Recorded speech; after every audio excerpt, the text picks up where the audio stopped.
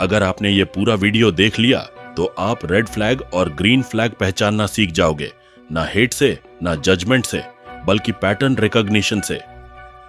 ये वीडियो औरतों को शेम करने के लिए नहीं है, ये वीडियो उन पैटर्न्स को समझने के लिए है जो अक्सर अट्रैक्शन के पीछे छिपे होते हैं। टैटूज सिर्फ इंक नहीं होते, वो डिसीजंस होते हैं, और डिसीजंस हमेशा एक मेंटल स्टेट में लिए जाते हैं। हर टैटूड वुमन प्रॉब्लम नहीं होती, लेकिन कुछ रिपीटेड पैटर्न्स होते हैं जिन्हें इग्नोर करना अक्सर मर्दों को महंगा पड़ता है। आज हम अट्रैक्शन की बात नहीं करेंगे, आज हम रिस्क की बात करेंगे। टैटू और डेकोरेशन या साइकोलॉजिकल मार्कर। अक्सर मर्द टैटू को सिर्फ एक विजुअल चीज समझते हैं। कूल लग रही है, स्ट्रॉन्ग पर्सनैलिटी है, इंडिपेंडेंट वाइब है, लेकिन साइकोलॉजी कुछ और कहती है। स्टडीज के मुताबिक टैटूज ज्यादातर समय 3 फेजेस में लिए जाते हैं: emotional peak, emotional collapse, identity shift. मतलब या तो इंसान बहुत ज्यादा एक्साइटेड होता है, या बहुत ज्यादा टूटा हुआ, या खुद को पूरी तरह बदलना चाहता है। अब ध्यान से समझो, हर इंसान इमोशनल फेज से गुजरता है। प्रॉब्लम टैटू नहीं है, प्रॉब्लम है पैटर्न। अगर किसी के डिसीजंस बार बार इमोशनल स्टेट से ड्रिवन हो, तो रिलेशनशिप्स में भी वही पैटर्न रिपीट होता है। रिस्क नंबर 1, इंपल्सिविटी, जल्दबाजी में फैसले। साइकोलॉजी स्टडीज दिखाती हैं कि टैटूड इंडिविजुअल्स में इंपल्सिविटी स्कोर एवरेज से ज्यादा पाया गया है। इंपल्सिविटी का मतलब है जल्दी अटैच होना, जल्दी बोर होना, जल्दी रिएक्ट करना और उतनी ही जल्दी डिटैच हो जाना। रिलेशनशिप में इंपल्सिव इंसान शुरुआत में इंटेंस लगता है, बहुत प्यार, बहुत अटेंशन, बहुत पैशन। लेकिन यही इंटेंसिटी धीरे धीरे इंस्टेबिलिटी बन जाती है। आज आप परफेक्ट हो, कल आप सफोकेटिंग हो, परसों आप बोरिंग हो, और मर्द सोचता है मैंने क्या गलत किया। सच ये है, ये आपके बारे में नहीं था, ये उसके इंटरनल वायरिंग के बारे में था। Risk number 2, attention seeking loop. ये पॉइंट अनकंफर्टेबल है, लेकिन इग्नोर करना डेंजरस है। मल्टीपल टैटूज अक्सर एक्सटर्नल वैलिडेशन से जुड़े होते हैं। सोशल साइकोलॉजी बताती है कि visible body modifications attention feedback loop बनाते हैं। लाइक्स, कॉम्प्लीमेंट्स, स्टेयर्स, ये सब डोपामीन हिट्स होते हैं। प्रॉब्लम तब आती है जब रिलेशनशिप उस अटेंशन को रिप्लेस नहीं कर पाता। आप चाहे जितना भी प्यार दे दो, एक्सटर्नल वैलिडेशन की भूख खत्म नहीं होती। और फिर आता है कंपैरिजन। पहले ज्यादा अटेंशन मिलती थी। Risk number 3, identity instability tattoo. कभी कभी मैं अब वो इंसान नहीं हूं का सिंबल होता है। Past trauma, past rebellion, past mistakes. Tattoo एक मार्कर बन जाता है एक पुराने सेल्फ को छोड़ने का। लेकिन सवाल यह है, क्या आइडेंटिटी स्टेबल हुई या बस मास्क बदला? अगर आइडेंटिटी ट्रूली हील्ड नहीं है, तो रिलेशनशिप में पुराना केओस वापस आता है।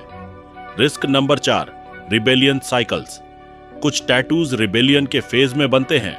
पेरेंट से, सोसाइटी से, पास्ट रिलेशनशिप से रिबेलियन खुद में बुरी चीज नहीं है। प्रॉब्लम तब है जब रिबेलियन हैबिट बन जाए।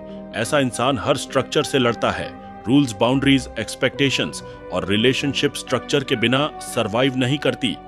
Risk number 5, emotional volatility. Studies में पाया गया है कि high tattoo density emotional volatility से कोरिलेट करती है। मतलब mood swings, extreme highs, extreme lows. आज आप सोलमेट हो, कल आप विलन 1 हो, और मर्द हमेशा इमोशनल फायर फाइटिंग में लगा रहता है।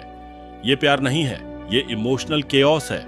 इंपॉर्टेंट रियलिटी चेक यहां रुककर समझो, हर टैटूड वुमन ऐसा नहीं होती, लेकिन पैटर्न्स रियल होते हैं।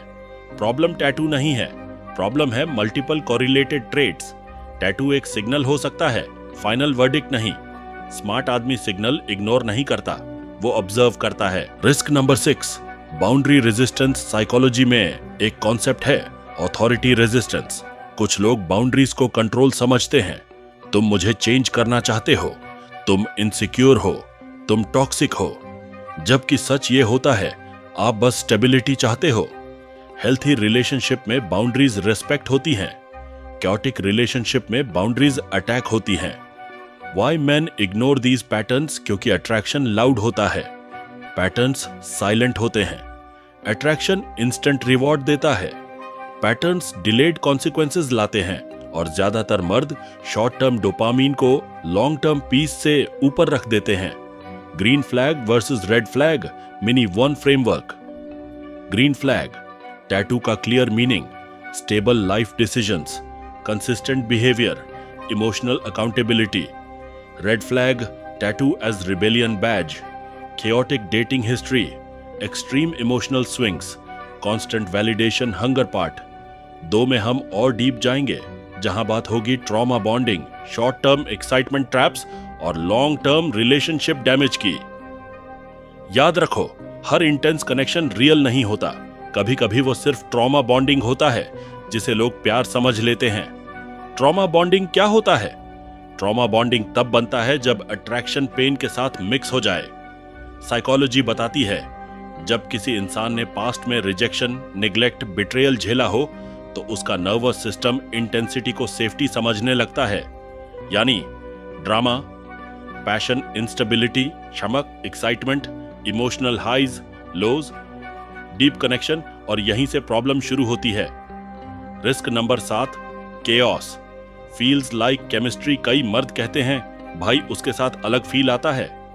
हाँ, अलग आता है क्योंकि वो केओस है. स्टेबल इंसान बोरिंग लगता है उन लोगों को जिनका नर्वस सिस्टम ड्रामा का आदी हो चुका है.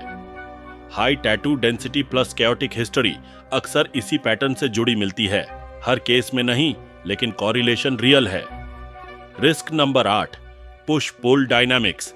आज वो आपको मिस करती है, कल आपको ब्लॉक करती है, फिर अचानक वापस आती है जैसे कुछ हुआ ही नहीं. इसका नाम है पुश पुल साइकिल. साइकोलॉजी में ये साइकिल एडिक्शन जैसा काम करती है. अनसर्टेनिटी डोपामीन बढ़ाती है, रेजोल्यूशन रिलीफ देता है, फिर साइकिल रिपीट, और मर्द इस रोलर कोस्टर को डीप लव समझ बैठता है. Risk number 9, unresolved past relationships. कई टैटूज पास्ट रिलेशनशिप के आफ्टरमैथ में बनते हैं. Breakup, betrayal, abandonment.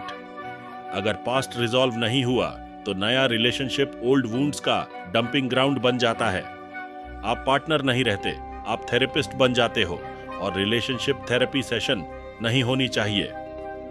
Risk number 10, validation dependency. जब सेल्फ वर्थ अंदर से स्टेबल नहीं होती तो इंसान बाहर ढूंढता है likes, attention. Male orbiters constant reassurance आप कितना भी दे दो, कभी इनफ नहीं होता, और जब आप थकते हो तो आपको विलन बना दिया जाता है. Risk number 11, long term instability cost. सबसे बड़ा रिस्क शॉर्ट टर्म नहीं है, सबसे बड़ा रिस्क है long term erosion. Mental peace खत्म होती है, फोकस गिरता है, सेल्फ रिस्पेक्ट कॉम्प्रोमाइज होती है, टाइम, एनर्जी, ईयर्स ड्रेन होते हैं, और जब रिलेशनशिप टूटती है तो मर्द खुद को ब्लेम करता है, जबकि सच ये होता है आपने पैटर्न को इग्नोर किया. Why men stay even after seeing red flags? क्योंकि होप एडिक्टिव होती है. शायद वो बदल जाएगी, शायद मैं बेहतर 100 कर सकता हूं, शायद प्रॉब्लम मुझ में है. ना, you can't love someone into stability. You can't rescue someone into peace. Green flags. You should look for green flags. Tattoos से नहीं, बिहेवियर से आते हैं. Emotional accountability, calm communication, consistent actions, respect for boundaries, stable life choices. Tattoo हो या ना हो, ये ट्रेट्स हैं तो रिलेशनशिप सेफ है. Final framework, attraction versus alignment. Attraction asks कैसा फील हो रहा है, अलाइनमेंट पूछता है क्या ये लॉन्ग टर्म पीस देगा. मैच्योर आदमी फीलिंग्स को इग्नोर नहीं करता, वो उन्हें फिल्टर करता है. Part 2, summary. ये वीडियो हेट नहीं सिखाता, ये क्लैरिटी सिखाता है. हर इंटेंस कनेक्शन डेस्टिनी नहीं होता, कभी कभी वो सिर्फ अनहील्ड पैटर्न्स का कलिजन होता है. पार्ट 3 में हम बात करेंगे social media effect tattoo plus modern dating culture. Why men lose leverage today. अगर आपने यहां तक देखा है तो वीडियो को लाइक करो, चैनल को सब्सक्राइब करो और कमेंट्स में लिखो क्या आपने कभी केओस को प्यार समझा है. अगर आप चाहते हो कि पार्ट 3 आए तो इस वीडियो को लाइक करो, चैनल को सब्सक्राइब करो और कमेंट्स में बताओ क्या अट्रैक्शन ने कभी आपको वार्निंग इग्नोर करवाया है.